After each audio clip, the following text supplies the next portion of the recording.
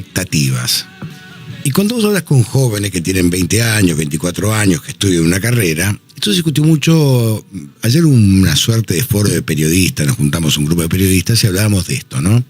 Hablamos de territorio y expectativas. Yo les contaba al principio que cómo puede ser que un container que llega de China cuesta $3.500 y traer un container al puerto de Comodoro Rivadavia cuesta $3.200. Claro. Es una política territorial, no tiene relación cuando Comodoro tiene puerto. Tú vos te das cuenta que estamos mal. Y cuando hablamos de expectativas, uno se pregunta, ¿no? Un joven de 24 años, un tipo de 30 años, que está laburando por $1.000.000, que le cuesta mucho alquilar porque no le alcanza la plata.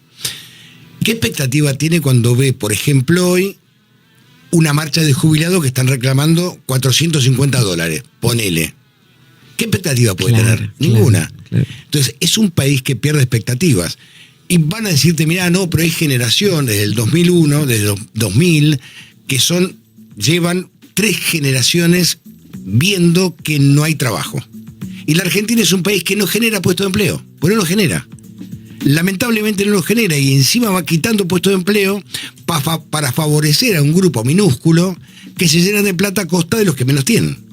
Y esto no es ir contra los empresarios, sino es mirar la realidad y vas a ver que los monopolios hacen que manejan tu vida, que vos dependas de ellos para poder vivir y alimentarte inclusive, para poder perfumarte, usar desodorante, lavarte la cabeza con shampoo. Depende de un monopolio, ¿no? O un oligopolio, que son 2. Claro. Son 2 empresas, Procter & Gamble y Unilever, 2 empresas, que no son argentinas.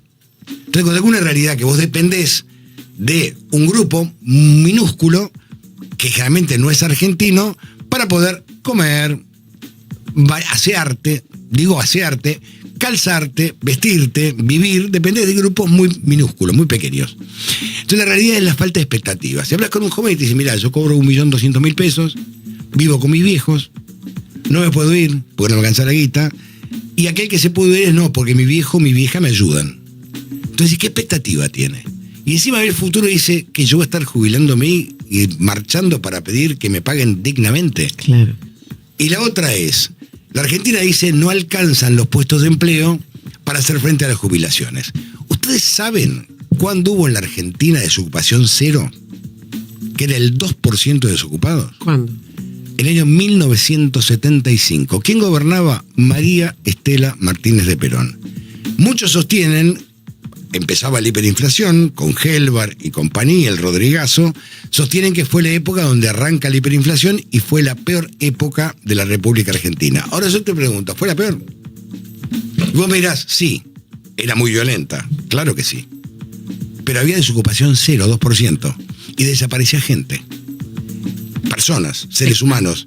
Entonces vos decís, estaba la AAA, estaban los montoneros, estaba Carolina Serrano, Cali, que era Patricia Bullrich, cuya hermana era novia de Galimberti, Julieta Bullrich. Entonces vos te encontrás con esta red y decís, pero ¿tan mal estábamos? Y sí, estábamos mal, pero no había desocupados.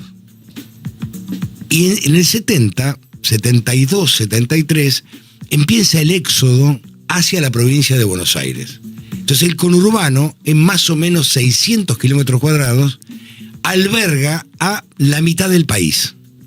Entonces, desde ese entonces, la Argentina no discutió el territorio. Y tiene que ver también con expectativas, porque vos imaginate, una persona que nace en Río Gallegos, sabe que a los 17 años se tiene que ir porque no consigue laburo. Y la prueba está que de los 90, en el caso Carrasco, por ejemplo, en Zapala, faltaban 3 generaciones. Vos te encontrabas con jóvenes hasta los 18 y después personas de más de 50. Porque el que se quedaba trabajaba en un comercio. Si no tenías que irte, o eras empleado público o un comercio. Y cuando vos vas, por ejemplo, a provincias como Formosa, que tanto se critica Infran, si no tenés empleo público comercial, no tenés laburo. Entonces, ¿cuál es la expectativa de un tipo que vive en Formosa? Irse, migrar, tomárselas. ¿Y qué pierde? Las raíces. Se tiene que ir, no le queda otra. Después la Argentina empezó a intentar reconstruirse y a crear universidades, pero no empleo. Entonces te encontrás, por ejemplo, que en Catamarca, en los 90, la mayoría es abogado médico. Y no es otra cosa. En Catamarca, por ejemplo, hay cantidad de abogados. Porque había, del 70 hasta el 90, solamente la Facultad de Derecho. O muchos emigraban a Córdoba. Claro, Córdoba. Y perdían la raigambre, sus raíces de Catamarca, porque se iban a Córdoba. Entonces, desde los 90, 70 hasta hoy, te encontrás que la Argentina hace 50 años que ha perdido la expectativa, el territorio, y no se radican empresas. Y cuando Menem decide terminar con los ferrocarriles, el transporte es mucho más caro. Entonces, ¿qué hacen las empresas? No se radican en el interior. Y te digo un dato no menor. Cuando vos vas al río Paraná, yo los invito a que vayan, miren, Paraná de las Palmas, por ejemplo, o vayan a Zárate, Campana, y vean las barcazas que circulan por el río Paraná, por lo que se llama la hidrovía, y van a ver que ninguna tiene bandera argentina. Entonces el transporte que sería barato, que sería por barcaza, una barcaza lleva, ponele más o menos unos 20 containers. El transporte por barcaza generalmente se da que no es utilizado por los argentinos. ¿Saben quiénes lo usan? Las empresas que eluden impuestos, entonces llevan, por ejemplo, la soja a Paraguay, de Paraguay al puerto de Nueva Palmira y de Nueva Palmira a China. Entonces la Argentina, que tiene 200 puertos sobre el río Paraná, ningún país del planeta tiene 200 puertos sobre un solo río, es el lugar donde se produce la mayor ilusión impositiva. ¿Y saben quién regula eso? Prefectura, que mira pasar barcazas que van con granos, van y vienen, y no hace absolutamente nada. Entonces la Argentina lo que ha hecho es ha perdido la territorialidad. Y con la territorialidad ha perdido las expectativas de una sociedad que está mirando y dice, ¿y qué hacemos nosotros? Y cuando hablas con jóvenes te dicen, pero ¿y yo para qué voy a estudiar? Y me recibo, ¿y qué hago si me recibo? ¿Dónde voy a laburar? ¿Qué, de motoquero? Claro. ¿Qué laburo en una casa de Rappi?